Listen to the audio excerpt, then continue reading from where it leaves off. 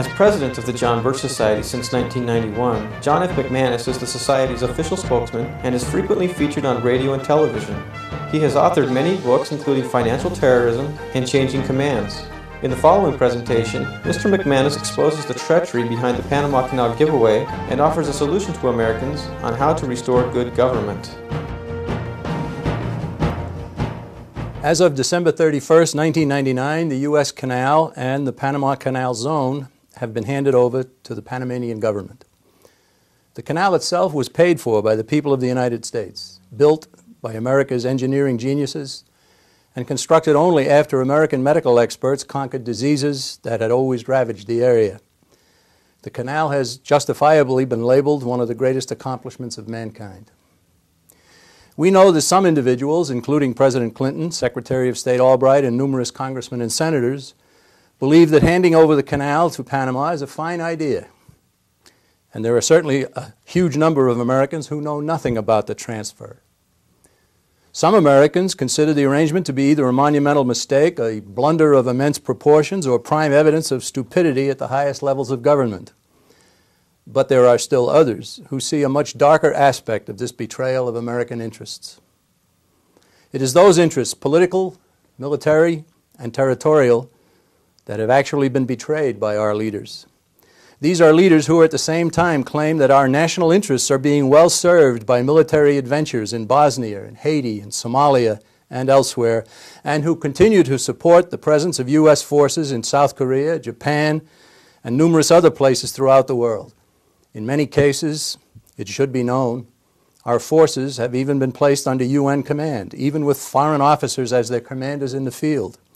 All of this is not in America's best interests. What I propose to do in this program is to place the canal giveaway in context, because this travesty did not occur in a vacuum. There is a powerful movement underway to cancel national sovereignty of all nations and establish the United Nations as an all-powerful world government. It is essential that this movement be understood in order to understand the giveaway.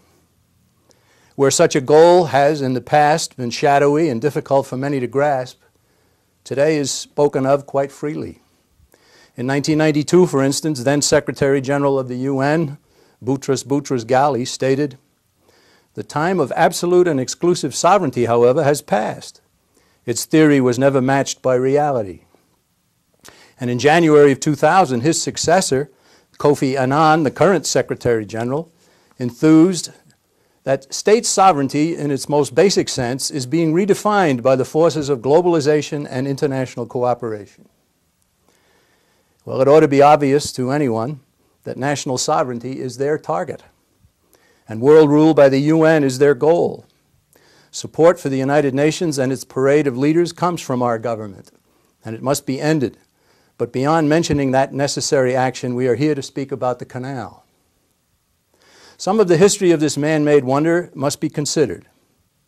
In 1878, a French group led by Ferdinand de Lesseps, the man who led the building of the Suez Canal that connects the Mediterranean and Red Seas, he turned his attention to the 22.5-mile-wide isthmus in what was then a portion of the nation of Colombia. After 8 years, 20,000 deaths, and the expenditure of an enormous sum of money, the French gave up.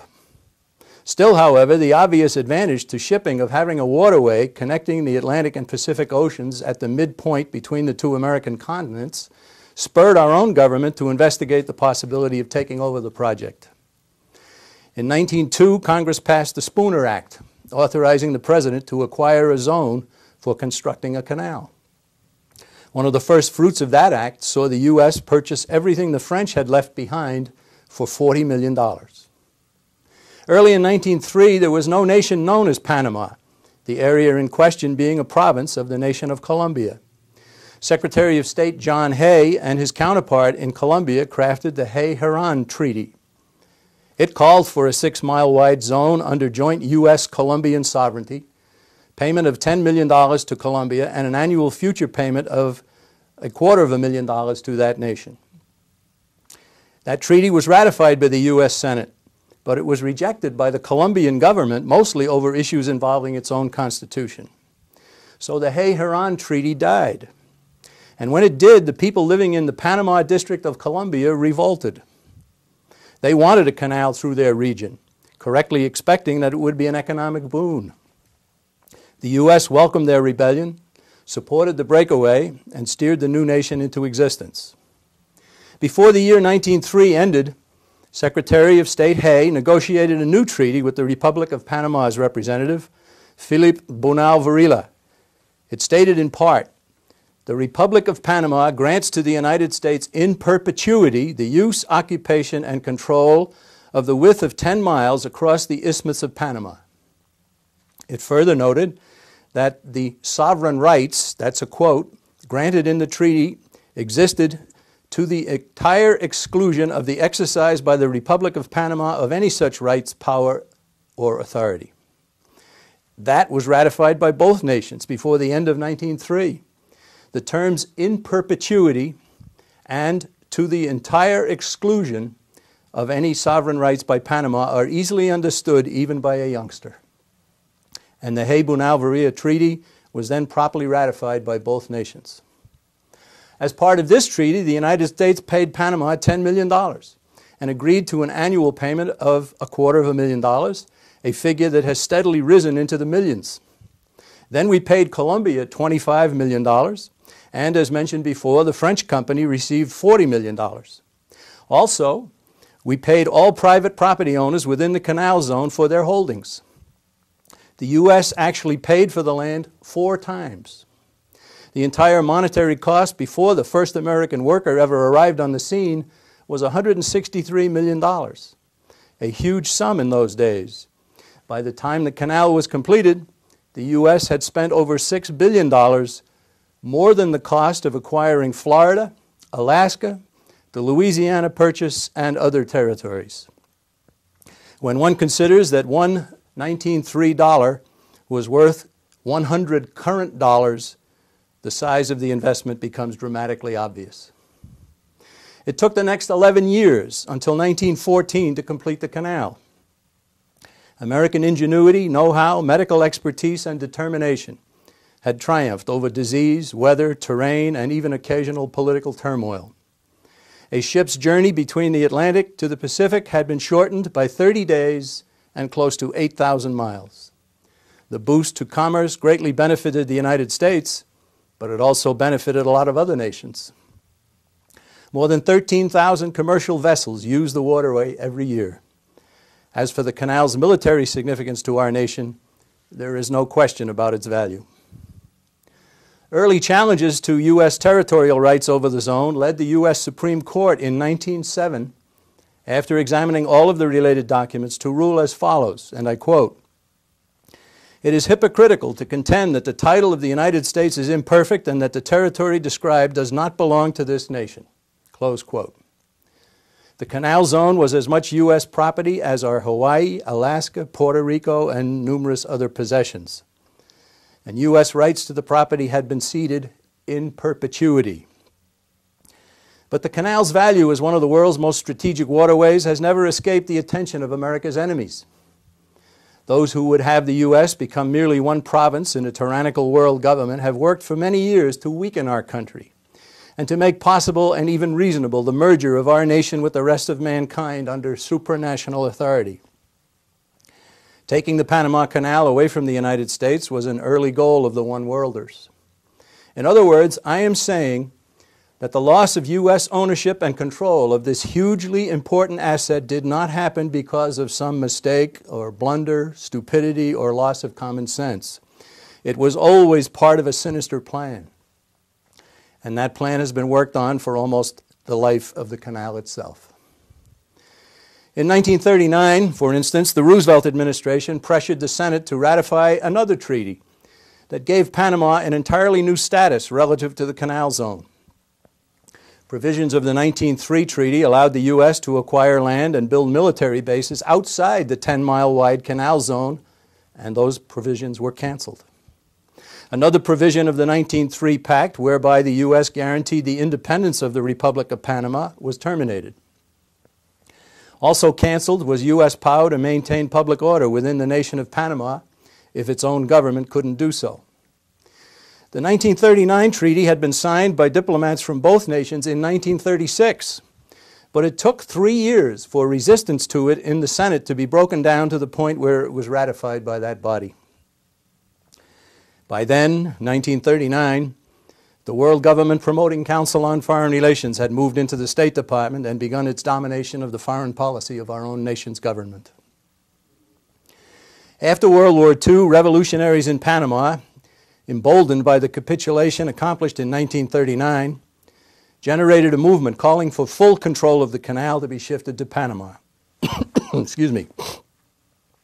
In Washington in 1946, a State Department official who had been a key figure in the formation of the United Nations during the previous year, Alger Hiss by name, sent the UN a listing of what he termed America's occupied territories. He brazenly included the Panama Canal zone in his list. Hiss had not even consulted with or advised Sproul Braden, our nation's Assistant Secretary of State for Latin American Affairs, who supposedly was our nation's topmost diplomat in all matters related to Latin America.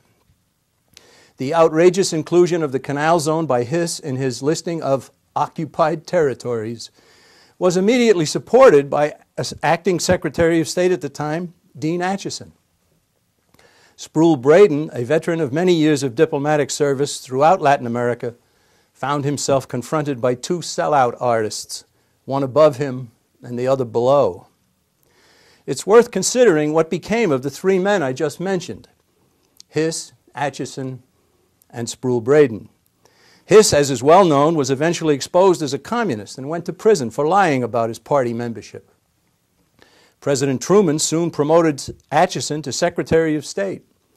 And after Hiss was fully exposed as a communist agent, this Secretary of State boldly stated, "I'll never turn my back on Alger Hiss," and he never did. Here was our nation's top foreign service officials supporting a convicted communist agent. And both of them considered the Panama Canal to be occupied territory, not outright possession. Acheson then proceeded to invite North Korea to move against South Korea, placed our military under the UN in the Korean War, made sure our forces under General MacArthur didn't win that war, and distinguished himself in numerous other ways as one of the architects of America's losing foreign policy.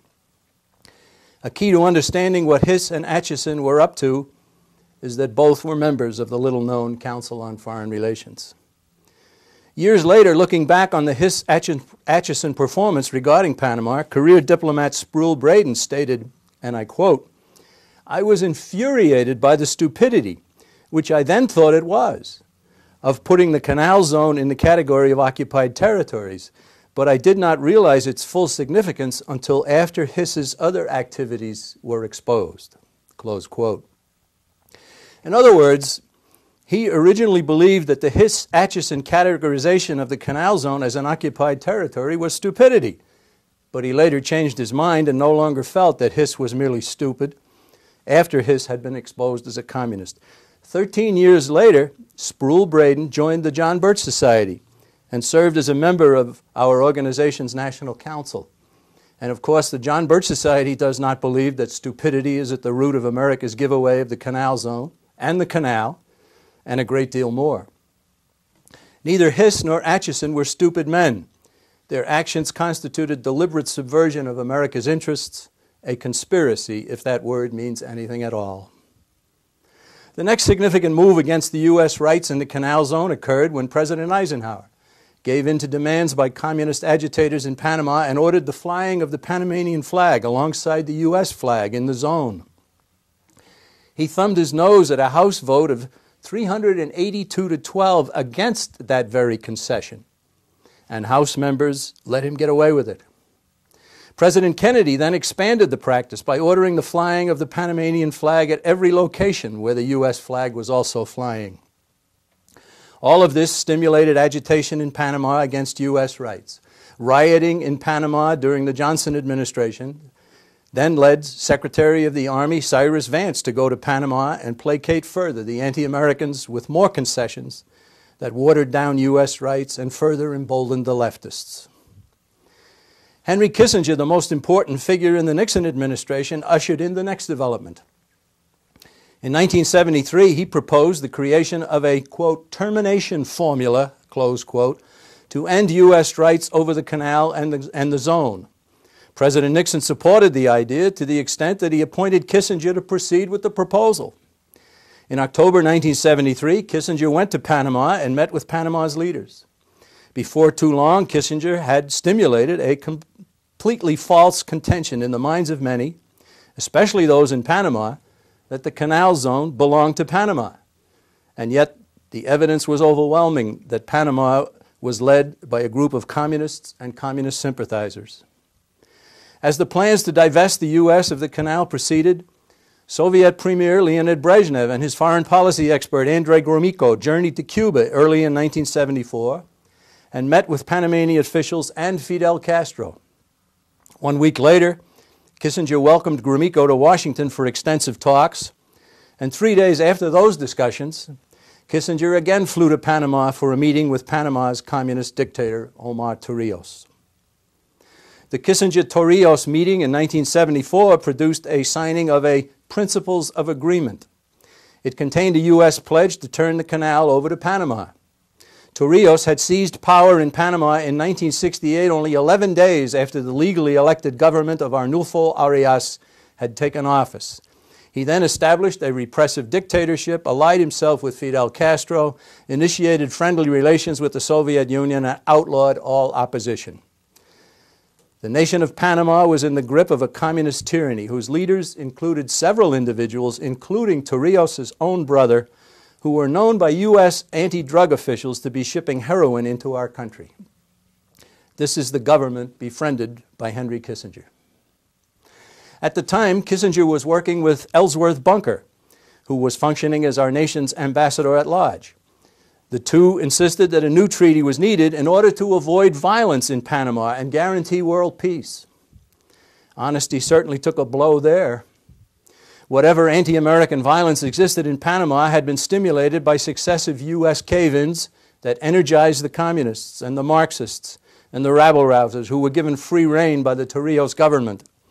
As for world peace being guaranteed by giving away the Panama Canal, peace is never achieved by capitulation to threats. In fact, world peace will be guaranteed only if all freedom is destroyed and an all-powerful force dominates mankind. But that kind of peace will be the peace of submission, likely even the peace of the grave. In August 1974, Richard Nixon resigned from the presidency in the wake of the Watergate scandal, and Gerald Ford became president.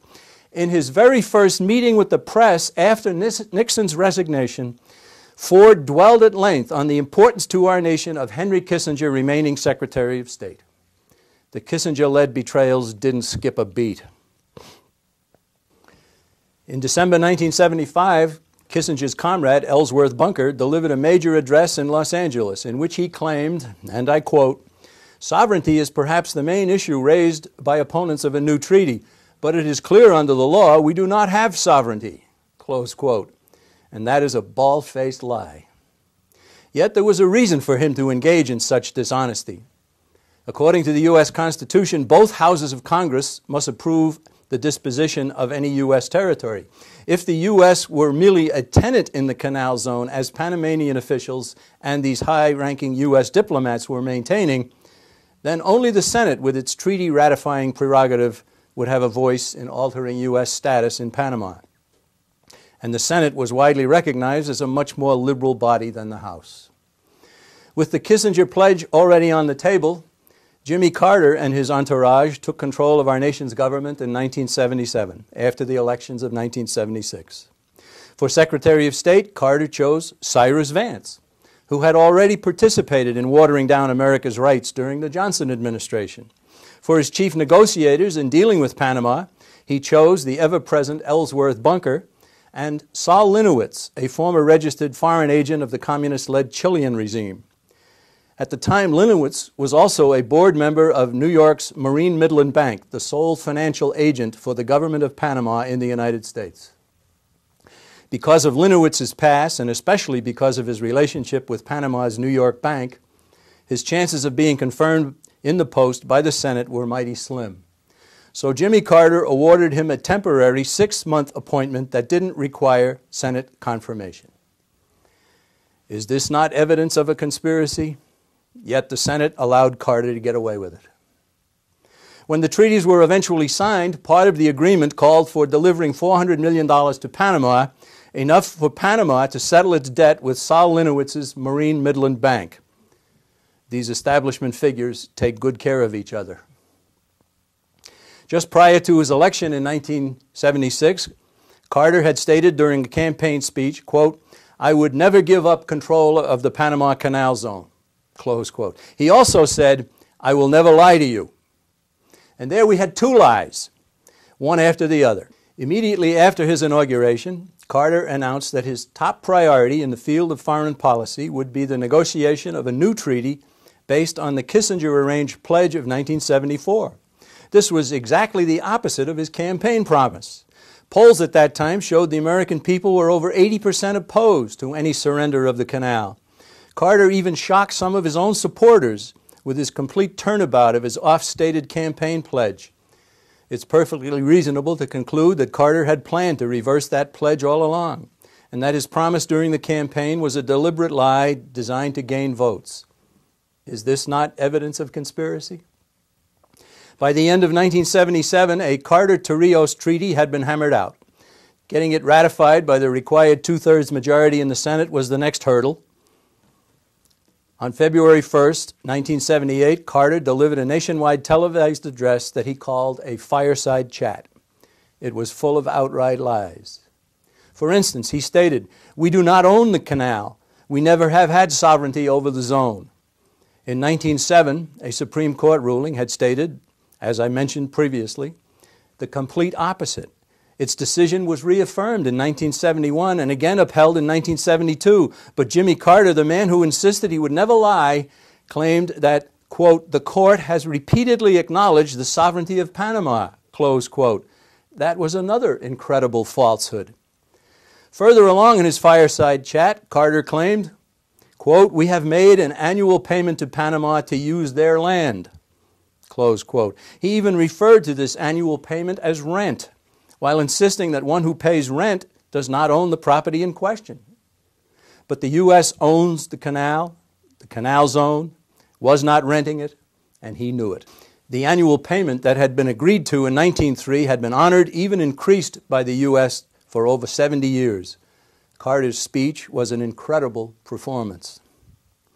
The Carter-Torrijos Treaty sent to the Senate in 1978 was even worse from the U.S. perspective than the pact that had been hammered out by Kissinger a few years earlier. The new treaty failed to contain a clear-cut right for our nation to defend the canal militarily. So, in hopes that some statement to that effect would persuade senators to ratify the sellout, a second treaty, known as the Neutrality Treaty, was offered along with the pact designed to transfer the property. This is why any discussion of this matter makes reference to treaties, 2 of them, not to a single treaty. But numerous senators still objected when time came to vote on the matter. The Neutrality Treaty came before the Senate first. And because there were still strong objections to it, Carter enlisted the help of Senator Dennis DeConcini. The Arizona senator authored a reservation to the Neutrality Treaty that plainly and simply guaranteed our nation's right to defend the canal unilaterally and to keep it open with military force if needed. But Carter knew that Panama's officials wouldn't accept this reservation. Yet he refused to tell the Senate what he knew. The Senate then approved the DeConcini reservation, added it to the U.S. version of the pact, and then ratified it by 68-32, a 2-vote margin, on March 16, 1978. In his diary for March 15, 1978, the day before the Senate ratification vote, Carter wrote of his awareness that Torrijos, quote, was planning to reject the treaties outright because of some language that DeConcini insisted upon, close quote. This information is contained in Carter's own 1982 book, Keeping Faith. In other words, Carter knew that Panama would not accept the DeConcini language, and he kept this knowledge from the senators, who instead were persuaded that all would be fine with the government in Panama. Also, Carter even suggested to Torrijos that the Panamanian dictator should issue his own reservation dealing with the same matter contained in the DeConcini language. This the Panamanian promptly did. And this meant that the documents ratified by the U.S. and the Panama governments were not identical. As any honest expert in international law will confirm, there is no treaty because the parties to it did not sign the same document. In Keeping Faith, his book, Carter also admitted that the DeConcini reservation was absolutely necessary in order to persuade enough senators to approve the ratification. But he held back his knowledge that Panama wouldn't accept it. Prior to ratification of the second treaty 1 month later, he had more opportunity to inform the Senate that Torrijos had added his own 3-paragraph reservation to the neutrality treaty. He was constitutionally required to pass along what he knew, but he never did. He participated in a huge fraud, an act that he later said was his greatest triumph. I call it evidence of conspiracy. And I find it most significant that Torrijos included reference to U.S. and Panamanian commitments to the United Nations in his reservation to the treaty. There are people who prefer to claim that Carter did what he did and avoided doing what he should have done because he didn't want his project to fail at the last moment. Yes, there were angry demonstrations and there were threats coming out of Panama. As U.S. weakness became more obvious, the threats and demonstrations became more intense.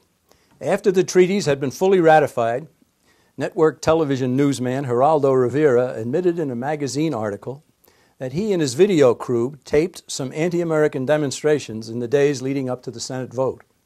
But he further admitted that he failed to send these to his network because he didn't want the American people to see the violent demonstrators in action, because he personally wanted the treaties to be ratified and the canal given to Panama.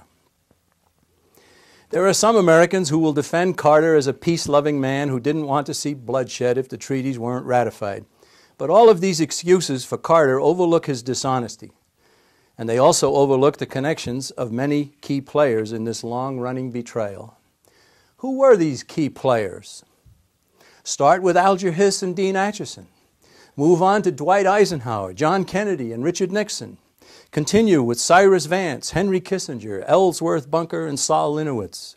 All of these men, every single one of them, were members of the Council on Foreign Relations. In subsequent years, both Jimmy Carter and Gerald Ford were also welcomed into the ranks of this sovereignty-compromising cabal of one-worlders. Carter didn't arrange the giveaway.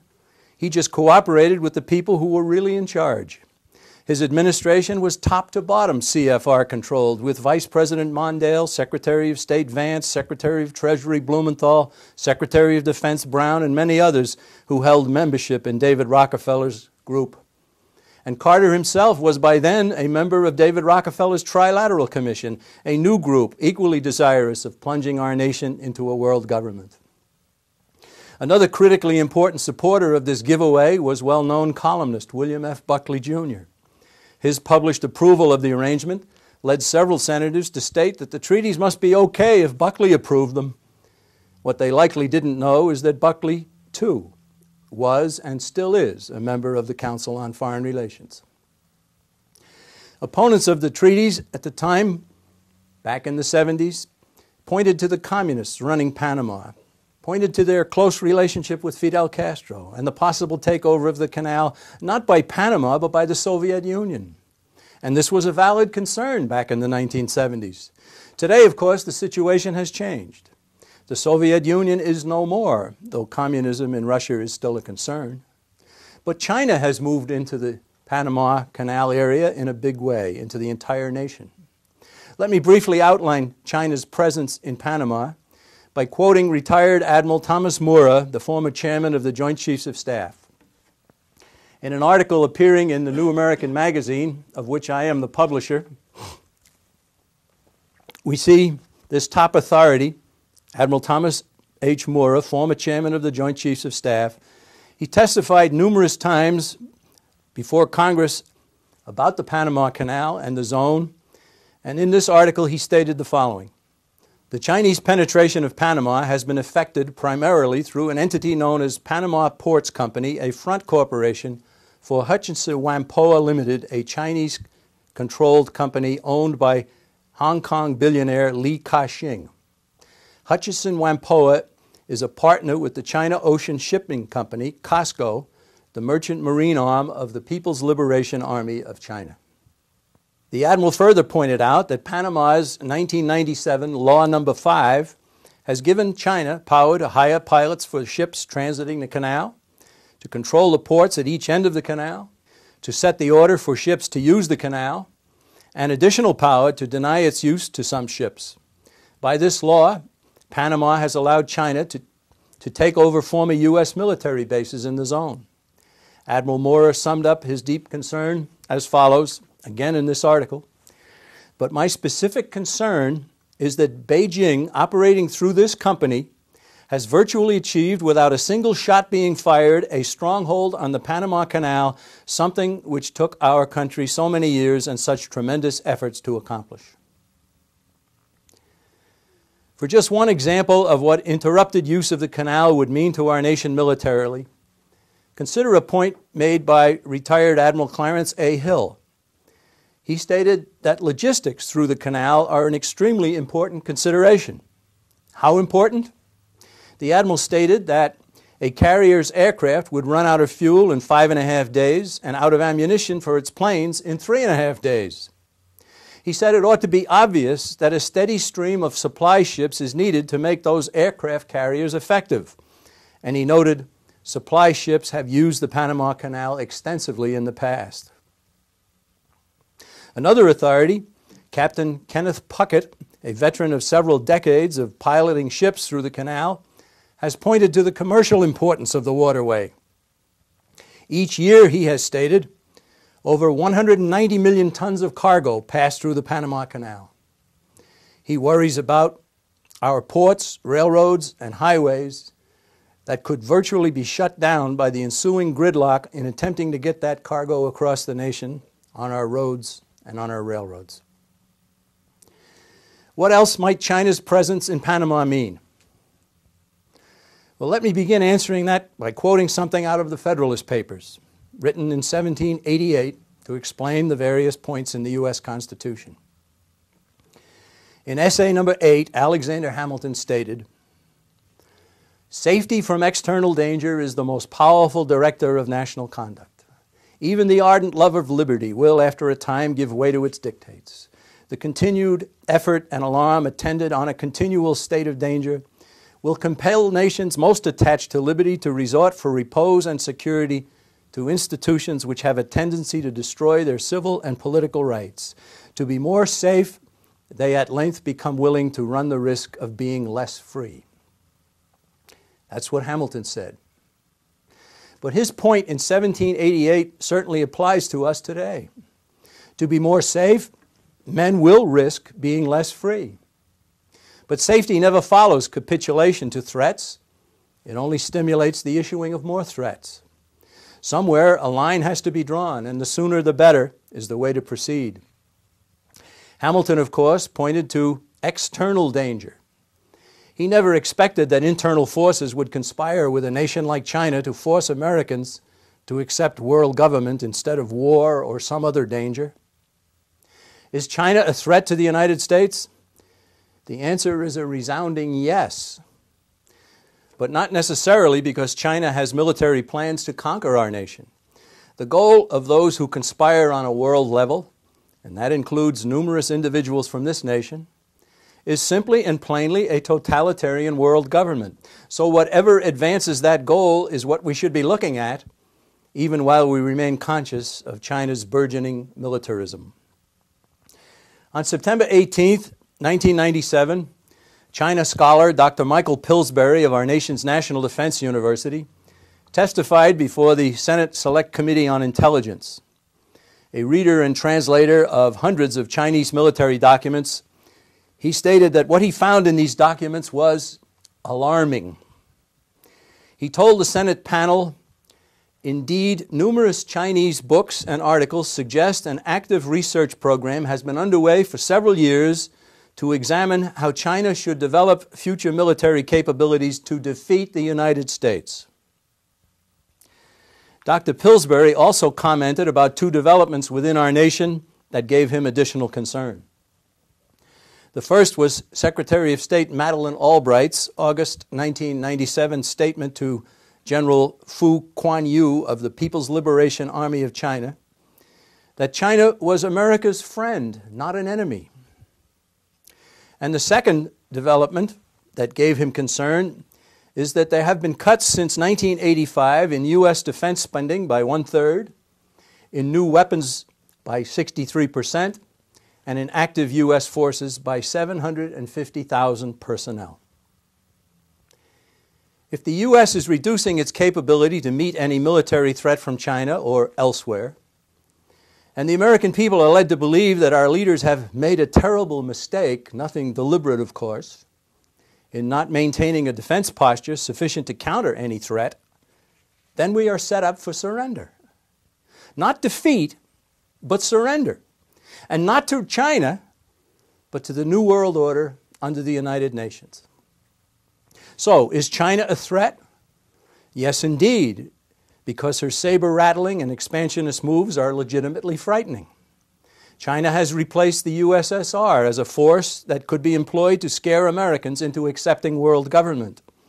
And China's acquisition of authority over the Panama Canal is a great leap forward toward creating the image of China as something from which Americans might seek safety from external danger. Even if Attorney General Janet Reno won't admit it, Mr. Clinton is beholden to China for funds that helped him in his 1996 re-election effort. These friends of Bill, however, are on record stating that our nation is their #1 enemy. That's what China has said of the United States. They have also announced that if the U.S. should ever come to Taiwan's aid in any future Chinese move against Taiwan, there would be a severe price to pay. Chinese General Zhang Guangqi actually said the price could include incinerating Los Angeles with nuclear weaponry. And there's no secret that they have nuclear weapons. In fact, they have even been spreading them to other nations, making the world that much less safe. In January 2000, Hong Kong's Chengming newspaper quoted China's defense minister, Chi Haotian, saying that war with the United States is inevitable. He expanded his position by stating that China, quote, must be ready to fight for 1 year, 2 years, 3 years, or even longer, close quote. And let us recall, the only charges against Mr. Clinton during the Senate trial brought on by his impeachment were perjury and obstruction of justice in a sex scandal. Congress miserably failed its responsibility on that occasion. In October 1999, the Pentagon released a formal intelligence assessment about the Chinese presence in Panama. A Freedom of Information Act request pried this document out of the dark recesses where such material is kept. Its mere 3 pages were almost totally redacted. That's a fancy word meaning blotted out so that the American people can't see parts that might be incriminating. But even the few lines we are allowed to see contain serious warnings about China. After acknowledging that Hutchinson Whampoa has leased the port facilities at each end of the canal, this Pentagon report states, any potential threat posed by the presence of pro-Chinese entity in the Panama Canal is indirect. Indirect? Possibly. But isn't an indirect threat still a threat? The Pentagon report mentions that Li Ka-shing, Hutchinson's owner, quote, has extensive business ties in Beijing and has compelling financial reasons to maintain a good relationship with China's leadership, close quote. So, our military officials are aware of the Chinese government's takeover of the canal, as are our government officials and anyone else who has been paying attention. Anyone who thinks that Li Ka-shing could ever do anything unapproved by the Chinese government, or that he could refuse to do anything the Chinese government wants, is living in a dream world. As for the canal itself, President Clinton let the cat out of the bag in December of the year 1999 when he said that the Chinese will be bending over backwards to make sure that they run it in a competent and fair and able manner. His aides quickly informed him that He had misspoken. They went and told the press the same thing, that he really didn't mean that the Chinese would be running the canal. Well, parse that statement and you'll see that it doesn't challenge the claim that the Chinese would be overseeing those who run the canal. China is a threat. But when a nation such as ours has a conspiratorial cabal directing its effort and a conspiratorial companion in the news media, the threat is greatly magnified because it doesn't even have to be real. All that's needed is for the American people to believe that they are threatened. With a nuclear bomb aimed at Los Angeles, with military forces located in Panama readying to unleash other bombs at our nation, or even with threats to destroy the canal itself. If the threat intensifies, and if a clash with China seems imminent, you can bet everything you have that world government under the United Nations will be proposed. And you can also bet that China will go along with the proposal. Let's go back to Alexander Hamilton's warning, 1788. He said, "Safety from external danger is the most powerful director of national conduct. The continued effort and alarm attendant on a continual state of danger will compel nations most attached to liberty to resort for repose and security to institutions which have a tendency to destroy their civil and political rights. To be more safe, they at length become willing to run the risk of being less free." So, what do we do about all this? A truly Americanist government would undertake 3 steps, 2 of which should have been done long ago. These 2 are, first, withdraw diplomatic recognition from China and boost import taxes on all goods coming into this nation from its slave labor industries. This would surely be opposed by Henry Kissinger, whose firm, Kissinger Associates, is the agent for and the receiver of commissions from the Chinese industries whose products flood our stores. The second step, which should have been taken a long time ago, withdraw from the United Nations and let the world know that the United States, without injuring anyone else, is going to put our nation's interests back at the top of all its concerns, something that hasn't existed during my lifetime. It's time to let the world know that this nation is not going to be dragged, pushed, or led into the New World Order. And the third step, something that can be done currently and should be done, one that will begin the process toward accomplishing the other steps that I've just mentioned, is to have Congress pass House Joint Resolution 77, the Panama and America Security Act, introduced in late 1999 by Representative Helen Chenoweth Hage of Idaho. The act calls for notice to be given to Panama that the Carter-Torrijos treaties are null and void and that the 1903 Hay-Bunau-Varilla Treaty remains legally binding. Within its text, which incidentally is published in this issue of the New American Magazine, the entire text of H.J. Res. 77, the text provides the reasons for such conclusions. It notes that in 1978, the 2 nations signed different treaties. Anyone familiar with international law, especially the 1969 Vienna Convention on the Law of Treaties, knows that such a difference renders the agreement null. Also, the resolution notes that according to Jefferson's Manual and Rules of the House of Representatives, a copy of which is present in each congressional office, treaties are legislative acts that can be rescinded only by Congress, not by the President. The President has no role. Therefore, since Congress has not rescinded the Hay-Bunau-Varilla Treaty of 1903, that pact remains in effect. There is a wealth of information about all of what I have discussed available through our organization.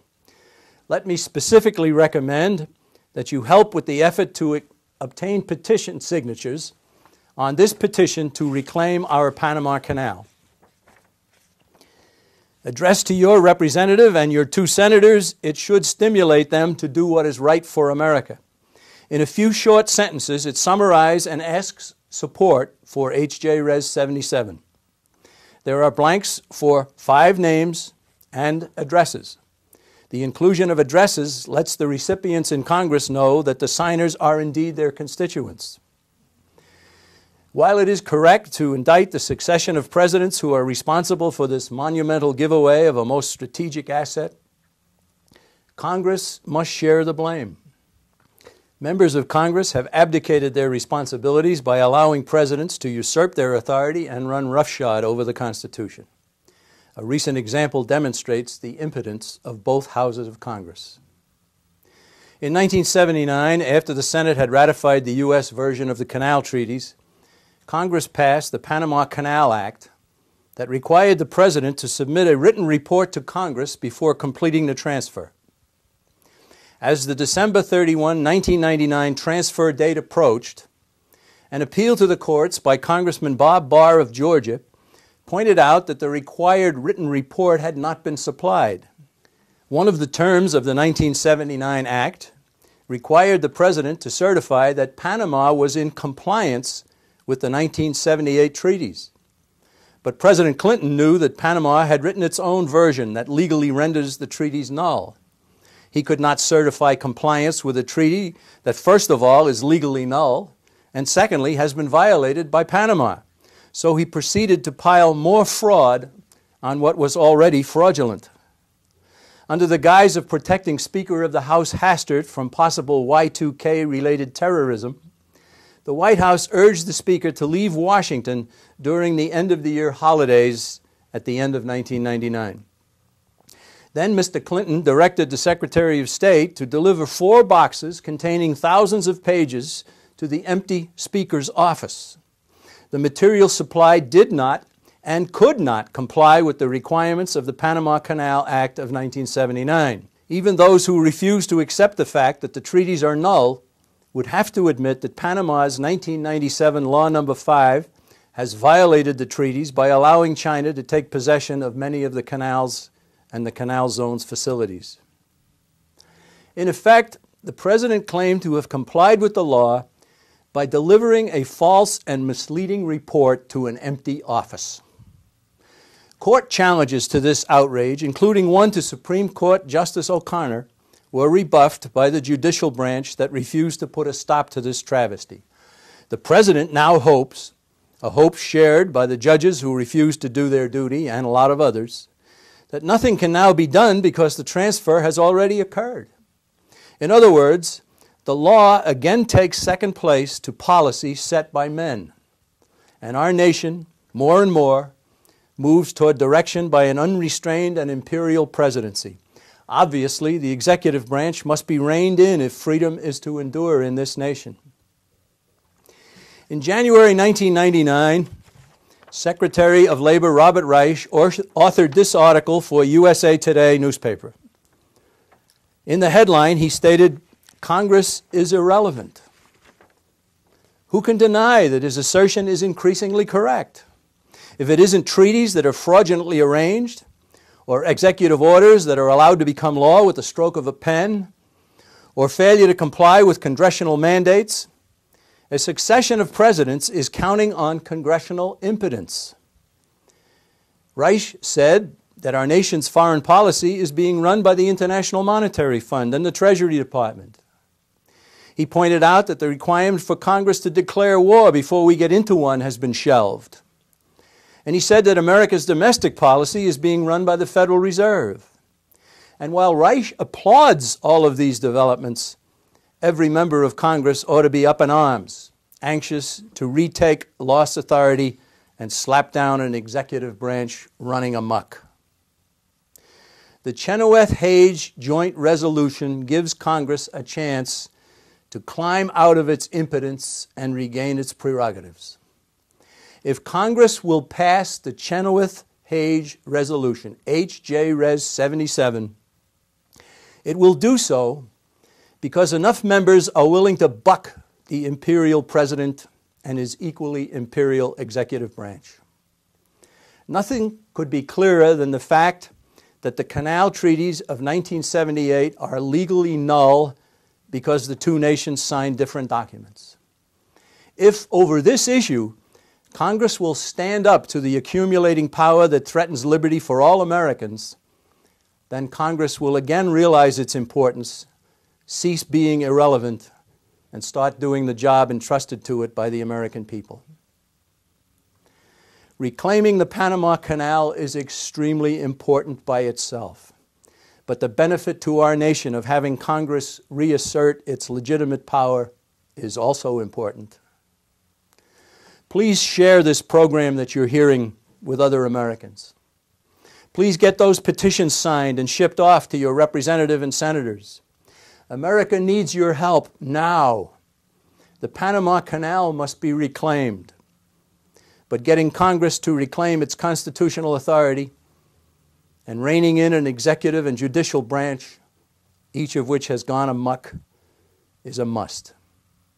The job can be done, it must be done, and everyone who hears this message should decide now to be part of getting it done. Thank you very much.